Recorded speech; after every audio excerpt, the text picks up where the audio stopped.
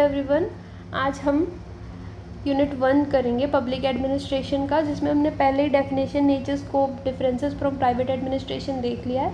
अब हम study approaches देखेंगे, जिसमें practical, comparative, decision making, development administration and new public administration के बारे में बात किया। ठीक है, तो आप इसमें क्वेश्चंस देख सकते हो वापस से एक बार। पिछले बार की वीडियो में भी हमने क्वेश्चंस दिखाए थे, जिसमें आपको पहले तो डेफिनेशन हो गया, उसका स्कोप हो गया। अप्रोचेस से रिलेटेड क्या है कि behavioural and decision making approach को एग्जामिन करना है to the study of public administration. ठीक, यहाँ पे भी जैसे यहाँ पे describe the similarities and distinctions between public and private administration पूछा था, जो हम लास्ट वीडियो में देख चुके हैं। और यहाँ पे हम देखेंगे कि public administration as an art और साइंस। तो सबसे पहले तो जैसे हम लोगों ने अभी हमको स्टडी अप्रोचेस करना है, practical, comparative, decision making, development administration and public administration. तो हमने लास्ट टाइम जो है नेचर, मीनिंग, स्कोप कर लिया था, है ना।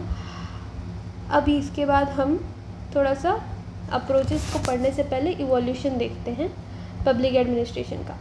तो अर्ली फेज़ में 1880s से लेके 1920s में क्या हुआ था। वुडरो विल्सन जो थे, उन्होंने पॉलिटिक्स एडमिनिस्ट्रेशन की डाइकोटॉमी को बताया था। ठीक है, he emphasised on making administration a science to improve efficiency. ठीक, उन्होंने बोल दिया कि एडमिनिस्ट्रेशन तो एक तरीके का साइंस है, तो इसको अगर हम एज अ साइंस स्टडी करते हैं तो एफिशिएंसी बढ़ेगी हमारी। ठीक है, अगर आप एडमिनिस्ट्रेशन की एफिशिएंसी बढ़ाना चाहते हो तो पब्लिक एडमिनिस्ट्रेशन का एज अ साइंस देखो। ठीक, उसके बाद फिर उन्होंने साइंटिफिक मैनेजमेंट एरा आया। ठीक, अर्ली फेज से। तो इसमें हेनरी फेयल एंड गलिक आते हैं, जिन्होंने पॉट्सकॉप व्यू दिया था, गलिक, लूथर गलिक। ठीक, goal was to make administration more systematic and predictable, यानी यही साइंटिफिक मेथड ही चल रहा था, सिस्टमेटिक और प्रिडिक्टेबल बनाकर। ठीक है, साइंटिफिक मैनेजमेंट एरा ना, साइंटिफिक मैनेजमेंट मतलब systematic and predictable, scientific management era बनाना था, सिस्टमेटिक एंड प्रिडिक्टेबल। इसे याद रख लो, हेनरी फेयल और गलिक को। बिहेवियरल फेस कैसा था, तो डेविड स्टन एंड रॉबर्ट डाल आते हैं। बिहेवियरलिज्म के सबसे ज़्यादा बड़े प्रोपोनेंट तो डेविड स्टन ही है। रॉबर्ट डाल का नाम याद हो गया तो रख लीजिए। क्वेश्चन द साइंटिफिक क्लेम, अब इन्होंने बोला ऐसे जैसे साइंटिफिक भाई है ना, recognition of values and social aspects in administration. हर चीज़ें साइंटिफिक नहीं हो सकती, प्रिडिक्टेबल नहीं है आपकी हर चीज़ एडमिनिस्ट्रेशन में। हर चीज़ें सिस्टमेटिक कितना भी जमा लो, पर values and social aspects matter करता है एडमिनिस्ट्रेशन में। ठीक, तो उसी में अब न्यू फेज़ की न्यू पब्लिक एडमिनिस्ट्रेशन आता है, जो रिजेक्ट कर देता है कि स्ट्रिक्ट साइंस अप्रोच को, है ना, and treated administration as an art. अब उन्होंने बोला कि नहीं, ये आर्ट में आता है।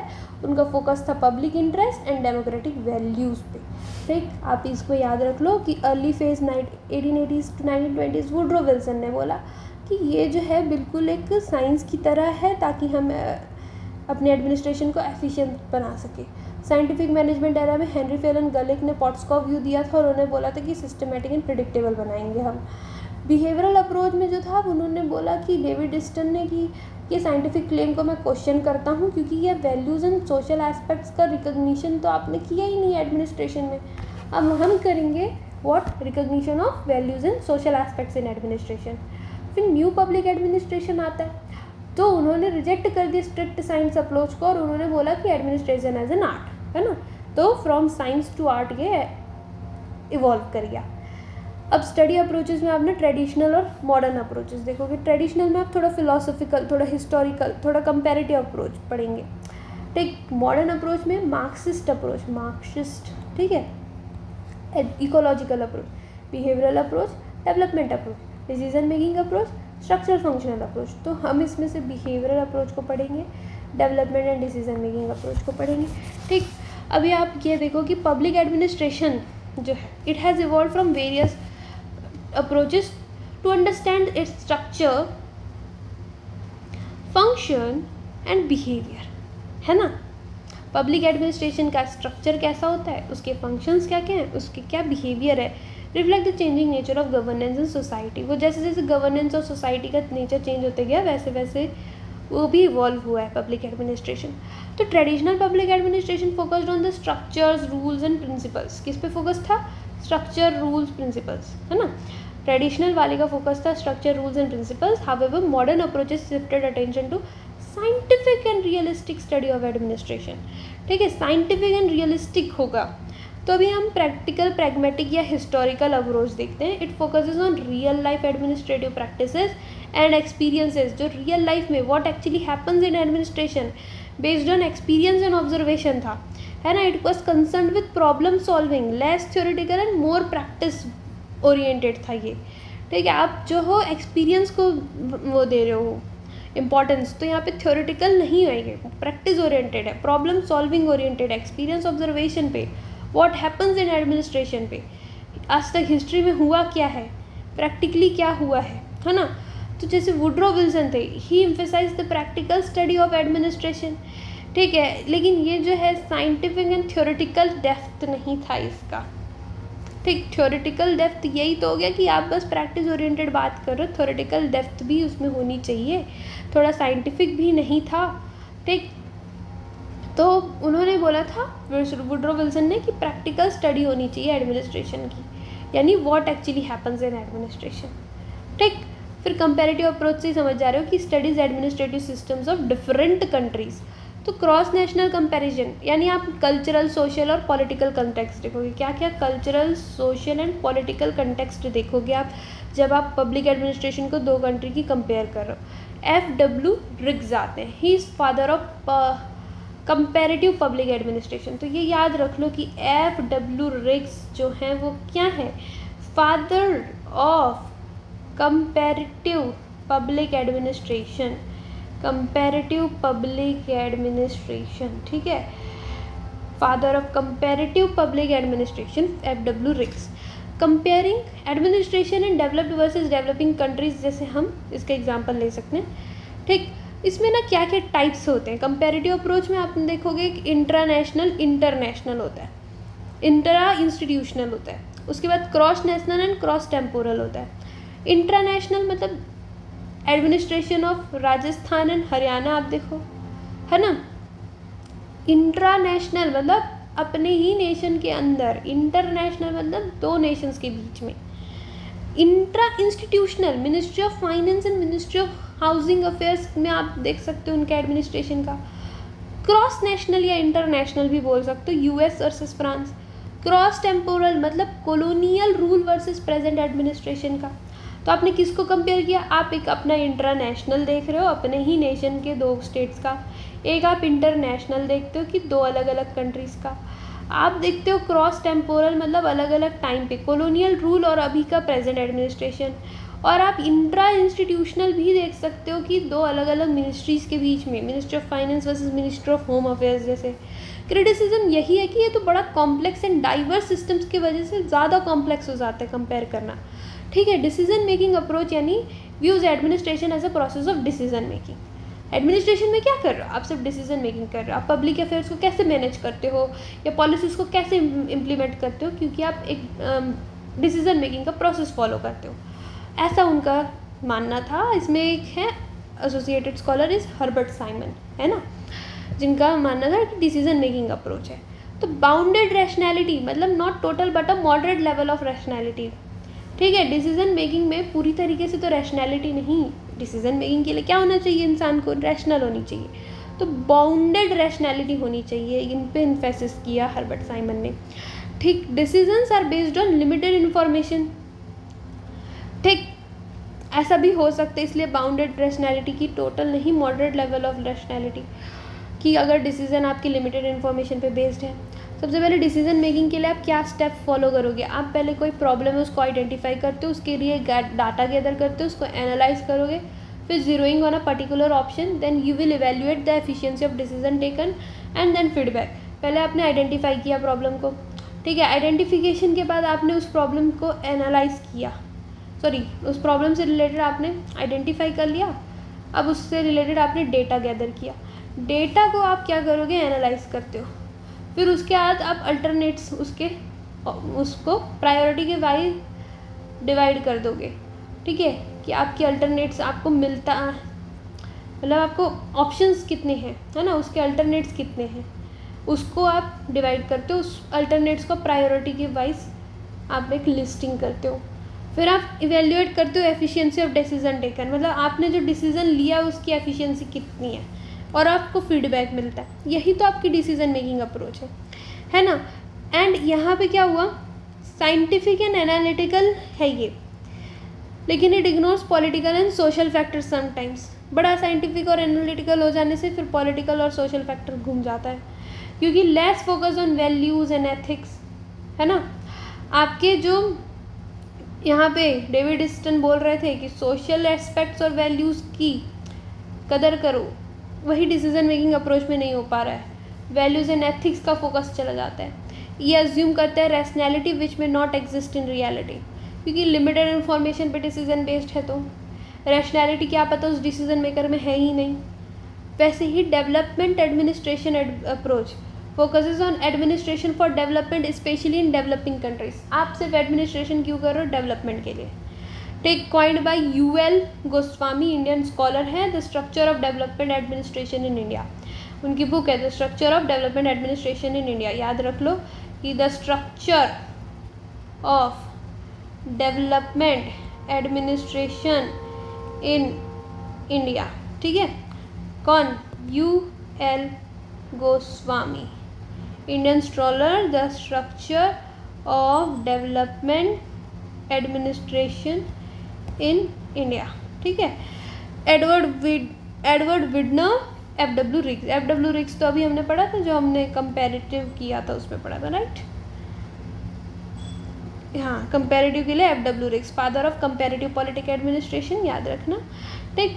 तो अभी 2 एस्पेक्ट्स आप देखो, इसमें क्या होगा डेवलपमेंट एडमिनिस्ट्रेशन के लिए, एडमिनिस्ट्रेशन ऑफ डेवलपमेंट और डेवलपमेंट ऑफ एडमिनिस्ट्रेशन, ठीक है। डेवलपमेंट जहाँ हो रही है उसको आप एडमिनिस्टर करते हो, या डेवलपमेंट ऑफ एडमिनिस्ट्रेशन यानी आप एडमिनिस्ट्रेशन के उसको इवॉल्व करोगे, ताकि आप उसको इवॉल्व करना, उसको डेवलप करना, ताकि आप एफिशिएंटली पॉलिसी मेकिंग कर सको। तो रिजल्ट और गोल ओरिएंटेड होता है, इकोनॉमिक एंड सोशल डेवलपमेंट उसका गोल है, ठीक। चेंज ओरिएंटेड होगा, इनोवेटिवनेस होगी इसमें, ecological perspective, commitment to work, temporal dimension, this focuses on welfare and modernisation, ठीक है। डेवलपमेंट का मतलब क्या, मॉडर्नाइजेशन, और डेवलपमेंट का मतलब क्या, वेलफेयर, ठीक। फेसेस इम्प्लीमेंटेशन चैलेंजेस, है ना। और न्यू पब्लिक एडमिनिस्ट्रेशन मतलब NPA emerged in the 1960s-70s, अभी की बात है हमारी 60s-70s की, ठीक है। As a response to traditional administration जो चल रहा था, it is associated with Dwight Waldo, हम याद है, एप्पल बाय एंड वॉल्डो के 4 हमने डिफरेंसेस पढ़े थे। एक तो पॉलिटिकल बेसिस में, एक उसकी अकाउंटेबिलिटी किसके पास है, पब्लिक एडमिनिस्ट्रेशन की, है ना। एक हमने उसके स्क्रूटनी के बेसिस पे पढ़ा था, है ना। एक तो वेलफेयर ओरिएंटेड है कि नहीं ये पढ़ा था, है ना, मोटिव कैसा है उसका।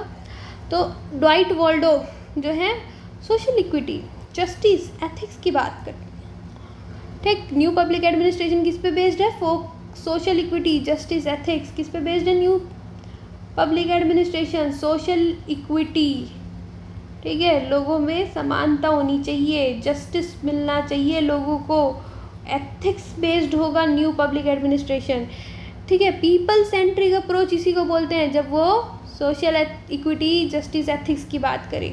सोशल इक्विटी, जस्टिस, एथिक्स की बात करना पीपल सेंट्रिक अप्रोच है। की idea, administration should serve society not just efficiently, ठीक। सर्व नहीं करना है, सॉरी एफिशिएंसी नहीं सिर्फ देनी है, सर्व भी तो करना है सोसाइटी को, ठीक। Promotes equity and justice, sometimes lack clear implementation methods.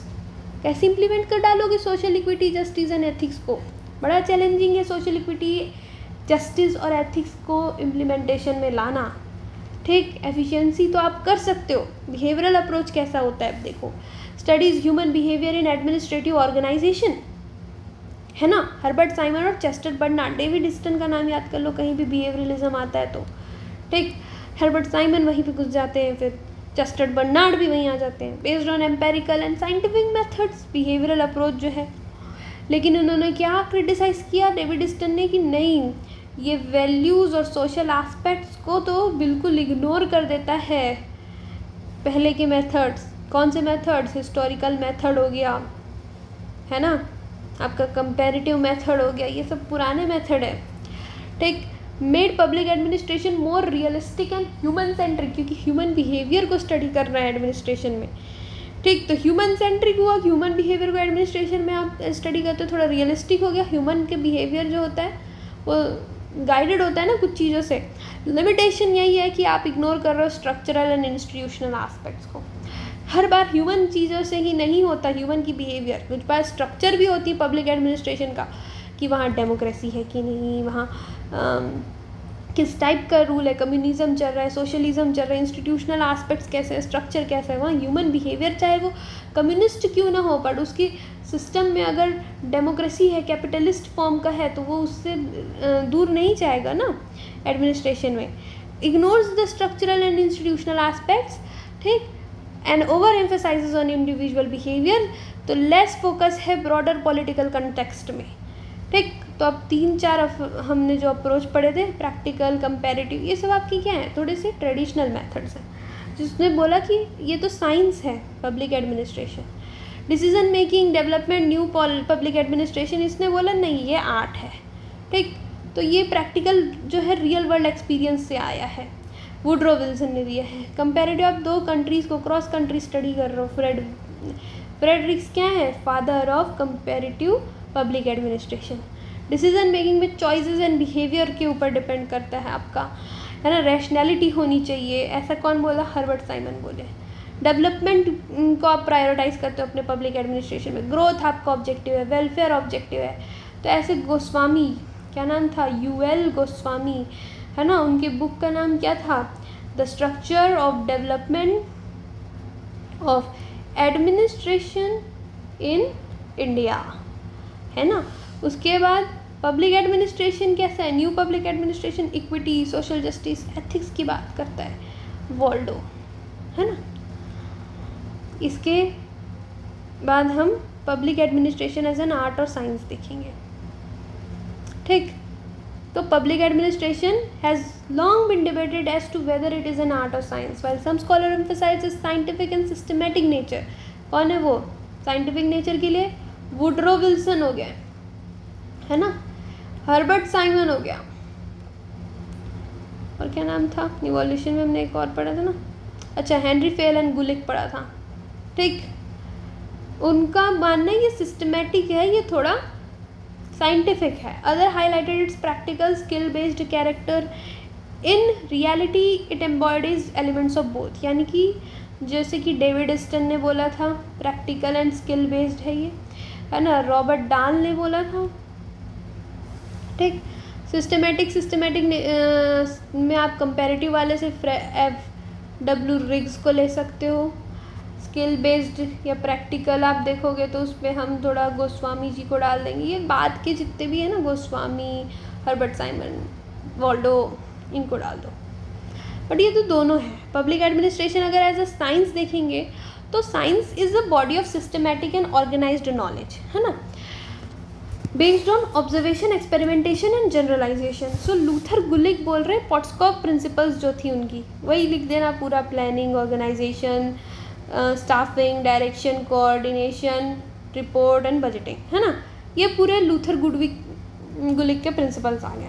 Henry fail ने भी बोला, हेनरी फेल भी आ गए इसमें, है ना। Herbert Simon emphasise scientific and empirical study, ठीक है। उसके बाद आप इसमें ये देखो, डिसीजन मेकिंग हर्बर्ट साइमन का था। Decision making is based on what, process of decision making rationality पे बेस्ड करता है। रैशनैलिटी साइंटिफिक चीज़ों से आती है। ये पूरा process identification, gathering data, analyse, zeroing on particular option, evaluating the decisions, ये सारे ना आपके एक्चुअली में होने चाहिए यहाँ ट्रेडिशनल अप्रोच में। डिसीजन मेकिंग अप्रोच ये साइंटिफिक है लेकिन मॉडर्न अप्रोच है, ऐसा कह सकते हैं, है ना। अभी हम कहाँ थे, Herbert Simon emphasise scientific and empirical study, arguments in favour, systematic study होगा, ठीक है। अगर आप एज अ साइंस मानोगे तो, एज अ साइंस आप पब्लिक एडमिनिस्ट्रेशन को मानोगे तो पब्लिक एडमिनिस्ट्रेशन में थ्योरीज, प्रिंसिपल्स, कॉन्सेप्ट्स आएंगे। Use of scientific method, observation, data analysis and research, ठीक, साइंटिफिक मेथड को यूज़ करोगे आप। Generalisation of principle like hierarchy, unity of command आ जाएगा। एकेडमिक डिसिप्लिन बन जाएगा, study in universities as a structured subject, लेकिन लिमिटेशंस क्या है, lack of exact laws like natural sciences, ये हर जगह एग्जैक्ट नहीं है। ह्यूमन बिहेवियर अनप्रिडिक्टेबल होता है क्योंकि results are not always universal, है ना। अगर एज एन आर्ट पढ़ो पब्लिक एडमिनिस्ट्रेशन को, तो an art involves skill, experience, creativity, practical application of knowledge. आपको स्किल चाहिए आर्ट के लिए, आपको एक्सपीरियंस चाहिए, क्रिएटिविटी चाहिए, प्रैक्टिकल एप्लीकेशन ऑफ नॉलेज भी होना चाहिए, लेकिन skill, experience, creativity and practical application of knowledge. ठीक, वुड्रो विल्सन बोलते हैं emphasise practical administration, Chester Barnard focused on executive skills. अब ये ऊपर से थोड़ा कॉन्ट्रडिक्ट कर रहा है क्योंकि वुड्रो विल्सन ने इसको साइंस बोला था। यहाँ पे आप ना उनका नाम लिखना, डेविड स्टर्न, वोल्डो। ठीक, यहाँ पे और कोई नाम लिखा है कि हमने इवोल्यूशन में, यहाँ पे किसी का नाम नहीं लिखा है, ठीक है ना। स्किल बेस्ड एक्टिविटी होगी, अगर आप इसको क्या बोलोगे, आर्ट बोलोगे, तो क्योंकि requires leadership, decision making and communication, ये आर्ट में ही आता है। आपको ये कोई साइंस में नहीं बोलेगा लीडरशिप, डिसीजन मेकिंग और कम्युनिकेशन, ये आर्ट का पार्ट है। स्किल बेस्ड होगा। Practical application, implementation of policies depends on experience, है नी। Context specific, different situations require different approaches. Take creativity and judgment, administrators must adapt to changing conditions. Limitations as an art, lacks uniformity, क्योंकि art हर जगह uniform नहीं है जैसे science होता है। ठीक, डिपेंड्स ऑन इंडिविजुअल कैपेबिलिटी। ठीक, और आर्ट हर किसी के अंदर नहीं होता इतना, कोई अच्छा टैलेंटेड है, कोई नहीं है। तो पब्लिक एडमिनिस्ट्रेशन, लेकिन बोथ एडमिनिस्ट्रेशन, किसी की अच्छी लीडरशिप है, किसी की अच्छी डिसीजन मेकिंग है, किसी की अच्छी कम्युनिकेशन है ना। कोई अच्छे से प्रैक्टिकल एप्लीकेशन कर पा रहा है उसकी, कोई क्रिएटिविटी अच्छी किसी की जजमेंट अच्छी है। ठीक, और डिफरेंट अप्रोचेस चाहिए होते हैं ना, तो ये अलग अलग अप्रोच लगाना, इनोवेटिवनेस भी क्रिएटिविटी में ही आ जाएगा, लेकिन ये भी किसी की अच्छी है। तो ये सारी क्वालिटीज़ आर्ट बताती है पब्लिक एडमिनिस्ट्रेशन के। कुछ क्वालिटीज़ साइंस के थ्रू होता है कि वो सिस्टमेटिक होना चाहिए, बिल्कुल साइंटिफिक टूल्स का यूज़ करो, ऑब्जर्वेशन, डेटा एनालिसिस, रिसर्च, है ना। हायरार्की, यूनिटी ऑफ कमांड जैसे प्रिंसिपल्स यूज़ करोगे आप। ठीक, आप एकेडमिक डिसिप्लिन की तरह इसको पढ़ोगे, तो ये यूनिफॉर्मिटी नहीं, तो ये दोनों होता है। And science provides principle and knowledge, art provides skill and application. ठीक है, आपको साइंस से प्रिंसिपल्स मिल सकता है, उससे नॉलेज मिल सकता है। अब वो प्रिंसिपल्स एंड एप्लीकेशंस को क्या चाहिए होगा, अप्लाई करना है। कैसे, जिसका अच्छा स्किल होगा वो अच्छे से अप्लाई कर लेगा। तो प्रिंसिपल्स एंड नॉलेज आपको साइंस से मिलता है, और अच्छी पब्लिक एडमिनिस्ट्रेशन अप्लाई करने के लिए आपको स्किल्स चाहिए। एडमिनिस्ट्रेशन आपका थ्योरी भी है प्लस प्रैक्टिस भी है। ये लाइन बहुत अच्छे से याद रख लो कि administration is equal to theory आपका हो गया साइंस, प्लस आपका इसमें प्रैक्टिस आप कैसे करोगे, आपकी स्किल के थ्रू, और एप्लीकेशन लगाने के थ्रू, वो आर्ट है। तो public administration can not be confined to इधर आर्ट और science alone, it is a blend of both, where scientific principles guide administrative action and artistic skills ensure effective implementation. This combination makes public administration as a dynamic and practical discipline. ठीक है, so ये unit over.